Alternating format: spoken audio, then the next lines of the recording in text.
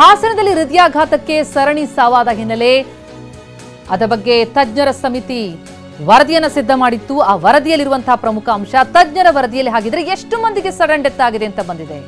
ಮೇ ಜೂನ್ನಲ್ಲಿ ಅಲ್ಲಿ ಮೃತಪಟ್ಟದ್ದು ಒಟ್ಟು 24 ಮಂದಿ. ಆ 24 ಮಂದಿ ಪೈಕಿ 20 ಜನರಿಗೆ ಹೃದಯಾಘಾತ ಕನ್ಫರ್ಮ್, 4 ಹೃದಯಾಘಾತನೇ ಆಗಿಲ್ಲ ಅಂತ ವರದಿಯಾಗಿದೆ. 4ರಲ್ಲಿ ಒಬ್ಬನಿಗೆ ಕಿಡ್ನಿ ಸಮಸ್ಯೆ, ಮತ್ತೋರ್ವ ಆಕ್ಸಿಡೆಂಟ್ನಿಂದ ಮೃತಪಟ್ಟಿದ್ದು, ಇನ್ನೋರ್ವ ಸಿವಿಯರ್ ಗ್ಯಾಸ್ಟ್ರೋ ಸಮಸ್ಯೆ, ಬಿಪಿ ಸಮಸ್ಯೆಯಿಂದ, ಹಾಗೆ 4ನೇಯವನು ಇತರವಾದಂತಹ ಆರೋಗ್ಯ ಸಮಸ್ಯೆಯಿಂದ ಮೃತಪಟ್ಟಿರುವಂಥದ್ದು. ಇದು ಸರಣಿ ಸಾವಾಯ್ತಲ್ಲ. ಹಾಸನದಲ್ಲಿ 24 ಮಂದಿ ಮೃತಪಟ್ಟಂತಹ ವಿಚಾರಕ್ಕೆ ಸಂಬಂಧಪಟ್ಟಂತೆ ತಜ್ಞರಿಗೇನು ತನಿಖೆಯನ್ನು ನಡೆಸಿ ವರದಿಯನ್ನು ಸಿದ್ಧಪಡಿಸಿದ್ದಾರೆ. ಆ ವರದಿಯಲ್ಲಿರುವಂತಹ ಪ್ರಮುಖ ಅಂಶ, ಹೃದಯಾಘಾತದ ವರದಿ ಸಿಕ್ಕಿದೆ. ಅದರಲ್ಲಿ 4 ಮಂದಿಗೆ ಹೃದಯಾಘಾತವೇ ಅಲ್ಲ ಅನ್ನೋದು ಪತ್ತೆಯಾಗಿದೆ. ಒಬ್ಬನಿಗೆ ಕಿಡ್ನಿ ಸಮಸ್ಯೆ ಇತ್ತು, ಮತ್ತೋರ್ವನಿಗೆ ಆಕ್ಸಿಡೆಂಟಿಂದ ಮೃತಪಟ್ಟಿರುವಂಥದ್ದು, ಮತ್ತೋರ್ವ ಸಿವಿಯರ್ ಗ್ಯಾಸ್ಟ್ರೋ ಸಮಸ್ಯೆಯಿಂದ, ಬಿಪಿ ಸಮಸ್ಯೆಯಿಂದ ಮೃತಪಟ್ಟಿದ್ರೆ, ಇನ್ನೋರ್ವ ಮೃತಪಟ್ಟಿರೋದು ಉಳಿದ ಆರೋಗ್ಯ ಸಂಬಂಧಿ ಸಮಸ್ಯೆಗಳಿಂದ.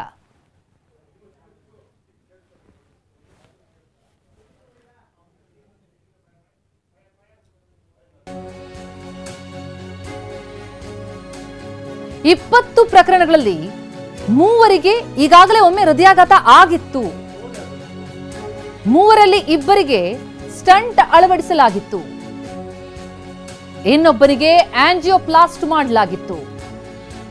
ಒಟ್ಟು 7 ಹೃದಯಾಘಾತ ಪ್ರಕರಣಗಳ ಪೋಸ್ಟ್ ಮಾರ್ಟಮ್ ಅನ್ನ ಮಾಡಲಾಗಿತ್ತು. ಆ 7 ಮರಣೋತ್ತರ ಪರೀಕ್ಷೆಗಳಲ್ಲಿ 1 ರಿಪೋರ್ಟ್ ಬಾಕಿ ಇದೆ. ಈಗಾಗಲೇ 6 ಮರಣೋತ್ತರ ಪರೀಕ್ಷೆಗಳ ವರದಿ ಬಂದಿದೆ. 20 ಪ್ರಕರಣಗಳಲ್ಲಿ 3 ನಾನ್ ಹಾರ್ಟ್ ಅಟ್ಯಾಕ್ ಡೆತ್, ಅಂದ್ರೆ ಇವರಿಗೆ ಈ ಹಿಂದೆ ಒಮ್ಮೆ ಹೃದಯಾಘಾತ ಆಗಿತ್ತು. 7 ಹೃದಯಾಘಾತ ಪ್ರಕರಣಗಳ ಪೋಸ್ಟ್ ಮಾರ್ಟಮ್ ಕೂಡ ಆಗಿರುವಂಥದ್ದು.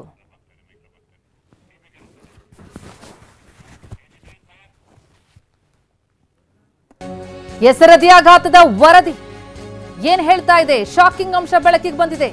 6 ಜನರ ಪೈಕಿ 5 ಸಡನ್ ಕಾರ್ಡಿಯಾಕ್ ಅರೆಸ್ಟ್ ಆದದ್ದು. ಹೃದಯದಲ್ಲಿ ಬ್ಲಡ್ ಕ್ಲಾಟ್ ಆಗಿ 5 ಮೃತಪಟ್ಟಿದ್ದಾರೆ.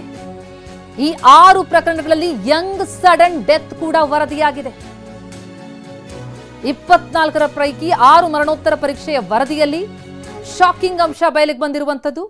ಅದು 6 ಜನರ ಪೈಕಿ 5 ಸಡನ್ ಕಾರ್ಡಿಯಾಕ್ ಅರೆಸ್ಟ್ ಆಗಿದೆ. ಅಂದ್ರೆ ಈ ಹಿಂದೆ ಅದರ ಬಗ್ಗೆ ಯಾವುದೇ ರೀತಿಯಾದ ಸೂಚನೆಗಳಿರಲಿಲ್ಲ ಅನ್ನೋದು. ಈ ಬಗ್ಗೆ ಇನ್ನಷ್ಟು ಡೀಟೇಲ್ಸ್ ನೀಡ್ತಾ ಹೋಗ್ತಾರೆ ನಮ್ಮ ರಿಪೋರ್ಟರ್ ವಿನಯ್. ಈಗ ಸಂಪರ್ಕದಲ್ಲಿದ್ದಾರೆ. ವಿನಯ್, ತನಿಖಾ ವರದಿಯಲ್ಲಿ ಬಹಿರಂಗವಾಗಿರುವಂತಹ ಅಂಶಗಳು ಏನೇನನ್ನ ಸೂಚಿಸ್ತಾ ಇದೆ? ಈ ಸಡನ್ ಕಾರ್ಡಿಯಾಕ್ ಅರೆಸ್ಟ್ ಆಗಿರುವಂತದ್ದು ಇದು ಆತಂಕಕಾರಿನಾ ಅಂತ? ಖಂಡಿತ ಪ್ರತಿಮಾ, ಸದ್ಯಕ್ಕೆ ರಾಜ್ಯವನ್ನೇ ಬೆಚ್ಚಿಬೀಳಿಸಿರುವಂತಹ ಸರಣಿ ಹೃದಯಾಘಾತ ಪ್ರಕರಣಗಳು ಹಾಸನದಲ್ಲಿ ವರದಿಯಾಗ್ತಾ ಇತ್ತು. ಸಾಕಷ್ಟು ಜನರಿಗೂ ಕೂಡ ಆತಂಕ ಮತ್ತು ಒಂದು ಟೆನ್ಷನ್ ಕೂಡ ಶುರುವಾಗಿತ್ತು. ಸದ್ಯಕ್ಕೆ ಈಗ TV9ಗೆ ಲಭ್ಯವಾಗಿರುವಂತಹ ಪ್ರೈಮರಿ ರಿಪೋರ್ಟ್ ಒಂದು ರೀತಿಯಂತಹ ನಿರಾಳತೆ ಮನೋಭಾವವನ್ನು ಆ ಜಿಲ್ಲೆಯ ಜನರಿಗೂ ಕೂಡ ಮೂಡಿಸಿರುವಂಥದ್ದು. ಸದ್ಯಕ್ಕೆ 24 ಪ್ರಕರಣಗಳನ್ನ ಯಾವಾಗ ಸರಣಿ ಹೃದಯಾಘಾತಗಳ ಪ್ರಕರಣ ಆಗ್ತಾ ಇದ್ದ ಹಾಗೆ ಮೇ ಮತ್ತು ಜೂನ್ ಸಮಯದಲ್ಲಿನ 24 ಪ್ರಕರಣಗಳನ್ನ ಅಧ್ಯಯನ ಮಾಡುವಂತೆ ಆರೋಗ್ಯ ಇಲಾಖೆ ಒಂದು ಸಮಿತಿಯನ್ನು ರಚನೆ ಮಾಡಿ, ಟೆಕ್ನಿಕಲ್ ಸಮಿತಿಯನ್ನು ರಚನೆ ಮಾಡಿ ಅವರಿಗೆ ಅಧ್ಯಯನ ಕೊಟ್ಟಿತ್ತು.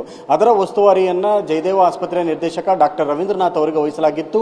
ಇವರು 10 ಜನ ಹೃದಯ ತಜ್ಞರನ್ನು ಒಳಗೊಂಡಂತೆ ಹಾಸನದ ವೈದ್ಯರನ್ನು ಸೇರಿಸಿಕೊಂಡು ಸಮಗ್ರವಾಗಿ ಒಂದು 24 ಜನರು ಏನು ಹೃದಯಾಘಾತಕ್ಕೆ ಒಳಪಟ್ಟಂತಹ ವರದಿಗಳಾಗ್ತಾ ಇತ್ತು ಅವರ ಸಂಬಂಧಪಟ್ಟ ಹಾಗೆ ಒಂದು ಅಧ್ಯಯನವನ್ನು ಮಾಡಿದ್ರು. ಆ ಒಂದು ಅಧ್ಯಯನದ ವರದಿ ಸದ್ಯಕ್ಕೆ TV9 ಕೈಗೂ ಕೂಡ ಸಿಕ್ಕಿರುವಂಥದ್ದು. ಅದರಲ್ಲಿ ಕೆಲವೊಂದಿಷ್ಟು ಅಚ್ಚರಿ ಅಂಶಗಳು ಹೊರಬಂದಿರುವಂಥದ್ದು. ಪ್ರಮುಖವಾಗಿ 4 ಏನಿದೆ, ಇವುಗಳಲ್ಲಿ ಹೃದಯಾಘಾತವೇ ಆಗಿಲ್ಲ. ಯಾಕೆಂದ್ರೆ ಸಡನ್ ಆಗಿ ಆಸ್ಪತ್ರೆಗೆ ಶಿಫ್ಟ್ ಆಗಿದ್ದಾರೆ, ಅದರ ಡೆತ್ ಆದ ನಂತರ ಇವರಿಗೆ ಹೃದಯಾಘಾತ ಆಗಿದಾನ ಅನ್ನುವಂತಹ ಆರೋಪ ಕೇಳಿ ಬಂದಿತ್ತು. ಆದರೆ ಸದ್ಯಕ್ಕೆ ಈ 24ರಲ್ಲಿ 4 ಪ್ರಕರಣಗಳಲ್ಲಿ ಹೃದಯಾಘಾತಗಳಾಗಿಲ್ಲ.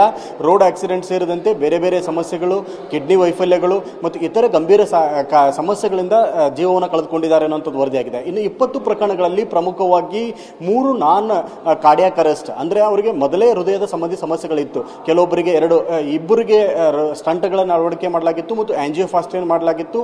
ಇನ್ನು ಉಳಿದ 2-3 ಪ್ರಕರಣಗಳಲ್ಲಿ ಅವ್ರಿಗೂ ಕೂಡ ಕೂಡ ಹೃದಯದ ಸಂಬಂಧಪಟ್ಟ ಹಾಗೆ ಚಿಕಿತ್ಸೆಗಳನ್ನು ಪಡೆದುಕೊಳ್ತಾ ಇದ್ರು. ಇನ್ನು ಉಳಿದ 7 ಪ್ರಕರಣಗಳಲ್ಲೂ ಕೂಡ ಹೃದಯದ ಸಮಸ್ಯೆಗೆ ಸಡನ್ ಆಗಿ ಡೆತ್ ಆದಂತಹ ವರದಿಯನ್ನ ಮರಣೋತ್ತರ ಪರೀಕ್ಷೆಯನ್ನು ಮಾಡಲಾಗಿತ್ತು. 6 ವರದಿಗಳು ಸದ್ಯಕ್ಕೆ ತಜ್ಞರ ಕೈ ಸೇರಿದೆ.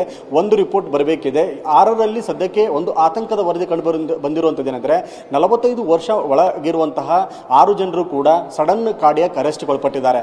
ಅವರ ಮರಣೋತ್ತರ ಪರೀಕ್ಷೆಯನ್ನ ಅನಲೈಸ್ ಮಾಡಿದಂತಹ ಸಂದರ್ಭದಲ್ಲಿ ಸಿವಿಯರ್ ಆಗಿ ಬ್ಲಡ್ ಕಾಟ್ ಆಗಿ ಹೃದಯಾಘಾತ ಆಗಿರುವಂತಹ ರಿಪೋರ್ಟ್ ಕೂಡ ಸಿಕ್ಕಿದೆ. ಹೀಗಾಗಿ ಸದ್ಯಕ್ಕೆ ಮರಣೋತ್ತರ ಪರೀಕ್ಷೆಯಲ್ಲಿ ಸಿಕ್ಕಂತಹ 7 ರಿಪೋರ್ಟ್ಗಳ ಪೈಕಿ 6ರ ವರದಿ ಏನಿದೆ ಇದು ಸಡನ್ ಡೆತ್ ಅನ್ನ ಸದ್ಯಕ್ಕೆ ವರದಿಯನ್ನು ಅನಲೈಸ್ ಮಾಡ್ತಾ ಇದೆ. ಹೀಗಾಗಿ ವೈದ್ಯರು ಮುಂದಿನ ಪ್ರಕರಣಗಳು ಕೇವಲ ಈಗ ಸ್ಮಾಲ್ ಅಮೌಂಟ್ ಅಂದ್ರೆ ಕೇವಲ 24 ಪ್ರಕರಣಗಳನ್ನ ಅಧ್ಯಯನ ಮಾಡಿದ್ದಾರೆ. 4 ಪ್ರಕರಣಗಳನ್ನು ಹೊರಗಿಟ್ಟಿದ್ದಾರೆ. ಉಳಿದ 24 ಪ್ರಕರಣಗಳಲ್ಲಿ ಹೃದಯ ಸಂಬಂಧಿ ಹೊರತುಪಡಿಸಿ ಸಡನ್ ಡೆತ್ ಗಳನ್ನು ನೋಡಿದಂತಹ ಸಂದರ್ಭದಲ್ಲಿ ಇವುಗಳ ಅನಲೈಸ್ ಮಾಡಿ ಇದಕ್ಕೆ ಸಂಬಂಧಪಟ್ಟಂತೆ ಹಾಸನ ಆಗಿರಬಹುದು. ಈಗ ತಾವು ಹೇಳ್ತಾ ಇರುವಂತಹ ಡೀಟೇಲ್ಸ್ ಗಳ ಪ್ರಕಾರ ಈ ಉಳಿದವರ ಕತೆ ಏನು, ಉಳಿದ 17 ಕತೆ ಏನು, ಅವ್ರು ಯಾವ ರೀತಿಯಲ್ಲಿ ಹೃದಯಾಘಾತಕ್ಕೊಳಗಾದ್ರು, ಮುಂಚೆ ಏನಾದ್ರು ಸಮಸ್ಯೆ ಇತ್ತು, ಅದೇನಾದ್ರು ಸ್ಪಷ್ಟ ಆಗ್ತಾ ಇದೆಯಾ?